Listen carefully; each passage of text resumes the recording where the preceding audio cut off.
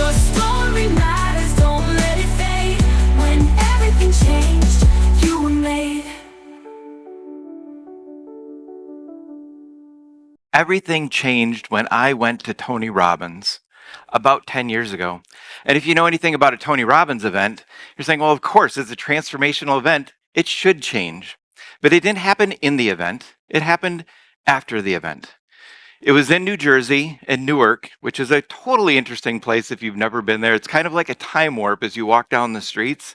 And they advertise it as New York, but then you end up in Newark. So your expectation was like, oh, I'm going to Manhattan. Then you're in this like weird little place in New Jersey. It was kind of fun. So after the event, there was a significant event. And if you've never been to Tony Robbins, it's like a rave and a jazzercise class and a therapy session all wrapped up into 4 days with 15,000 other people. So it's a rush, right? When I walked in to Tony Robbins on that Thursday, I was kind of my old self, not really tall, kind of slouched over, a little timid, didn't really want to talk to anybody because that's kind of where I was in my journey. And by the time I left, I was powerful, I was strong, and I was ready to go. And I felt so good about myself. I felt like I could do anything. And so I left. My friend lived in Brooklyn.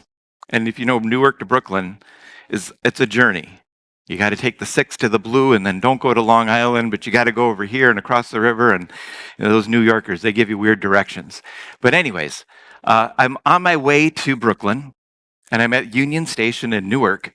There's an interesting cast of characters that populate that building.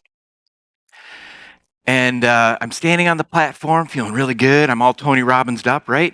And this guy walks up to me and says, were you at Tony Robbins? I'm like, oh, yeah. Yeah. Got my little Tony Robbins badge on. I'm rocking it. And he says, oh, cool. Did you get a lot out of it? I'm like, oh, man, I'm ready to go, ready to like take on life. It's like, cool. We're the firewalking team.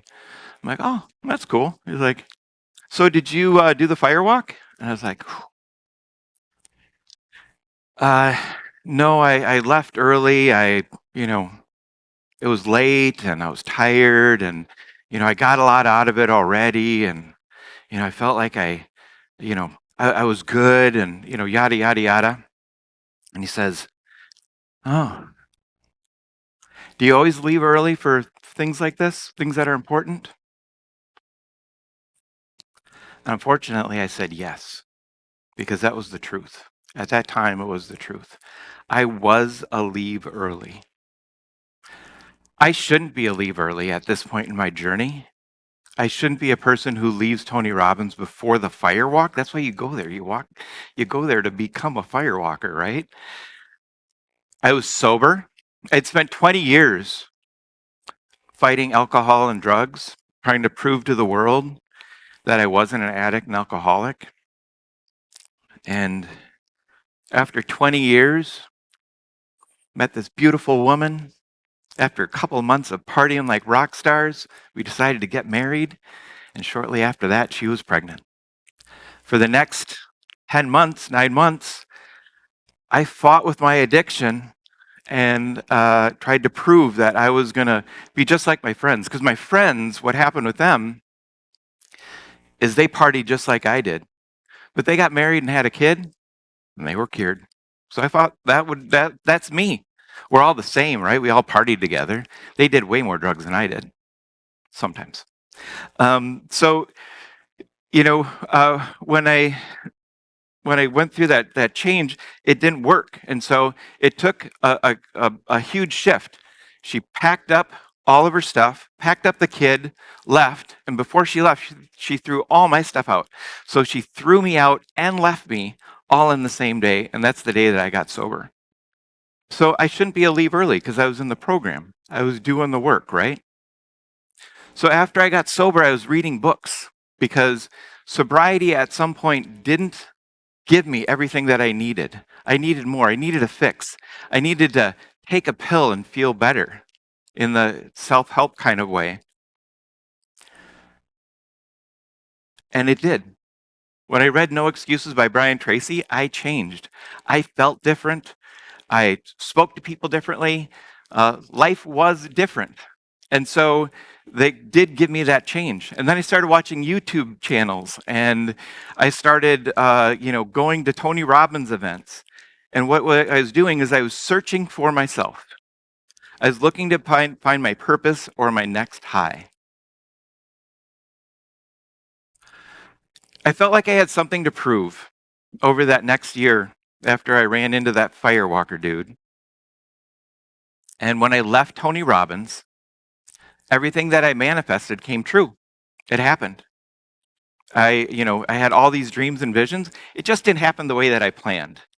So here's what happened after I left to Tony Robbins. I was going to start my own company and I was going to do all these things. And, I was yelling and screaming, I am the master of my destiny.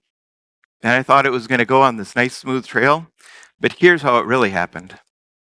One week in January, right after I went to Tony Robbins, on Wednesday, my baby mama, who was cursed with the same affliction that I am, she had to go away for a while.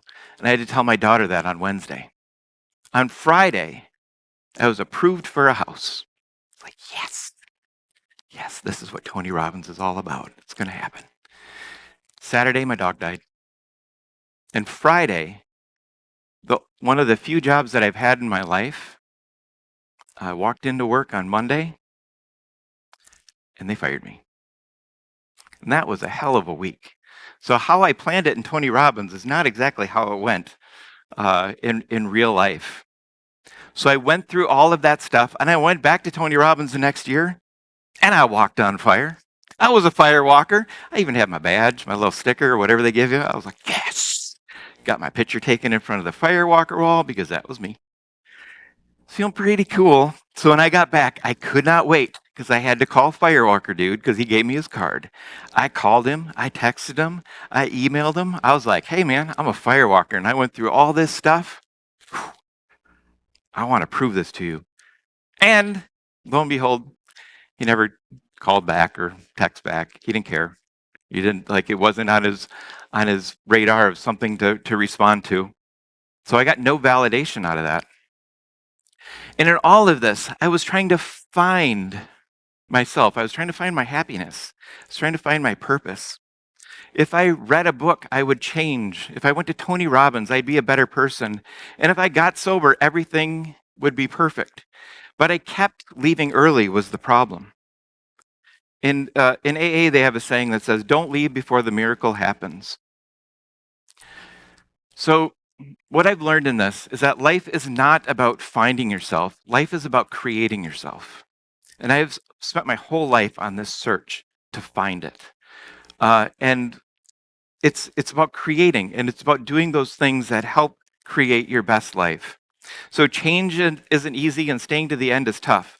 And there's a quote that says, challenges are what make life interesting. Overcoming them is what makes life meaningful. And this is what I was missing, and I found this answer that was been in front of me this whole time. I just couldn't see it. And so for some of you, it's obvious.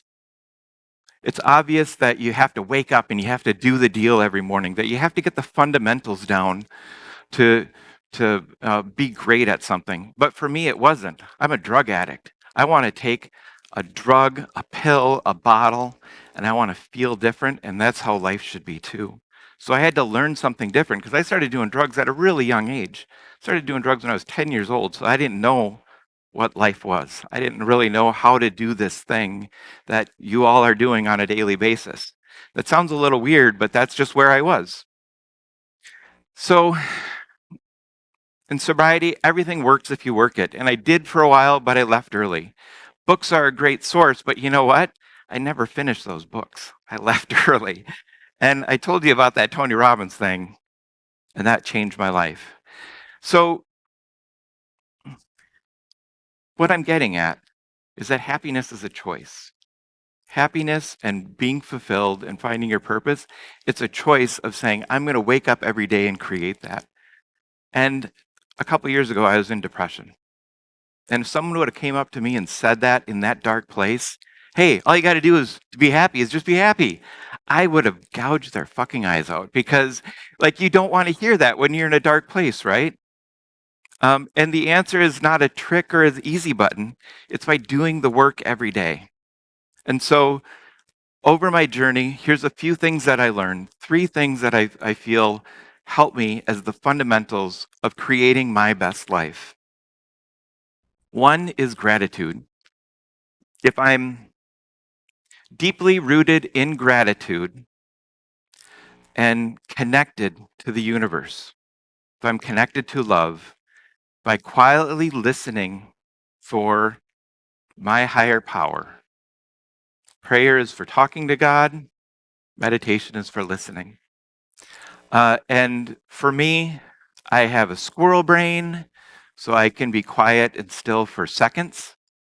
But I try to put seconds of quiet followed by the noise, followed by a few more seconds of quiet over 10 or 20 minutes to get grounded. And I really focus on, there's a meditation by Tony Robbins that he guides you through it. And you connect all of your energy to the blue and yellow energy of the universe. You send it out to everybody you love. And then you rise up and you shout about how good you feel.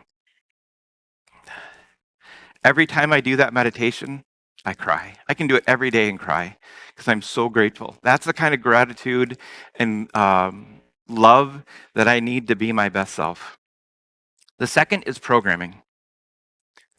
Programming for me is so important because whatever I listen to, whatever I say out of my mouth, I believe. And so if I am listening to beautiful, positive stories like yours, then I am connecting to that beautiful part of the universe. If I'm listening to the stuff that has been part of our lives for the last few months, I'm not. It doesn't make me my best self. I need to listen to good things. I need to listen to positive people. If I'm around negative people, if I'm saying I'm fat, I'm stupid, I'm short, I'm this, I'm that, I'm going to believe it. And my actions will then become I am fat, I'm stupid, I'm ugly, I'm whatever. So I can't do that. And the third thing is people. If I surround myself with those great people, that is all that alignment that I need. So alignment is frequency. We are energy. We are atoms. They spin around. They're energy, little balls of tiny energy that are in those little quarks and minions, not the yellow ones, that are inside the atoms. And they make up our matter of who we are. Energy is always vibrating at a frequency. And so if we are aligned with meditation through connecting with the universe, if we are aligned with positive programming and beautiful people, our alignment, our frequency is where it should be. And like frequencies attract each other. You know, whatever you put out into the universe comes back. So I do marketing, and that's what my company does. And how does this relate to marketing? Especially when, we're dealing with publicly traded utility companies and we're dealing with coaches who are just starting out. People buy and engage with people who are on the same frequency. You resonate, literally. Your frequencies are matching and you connect with each other.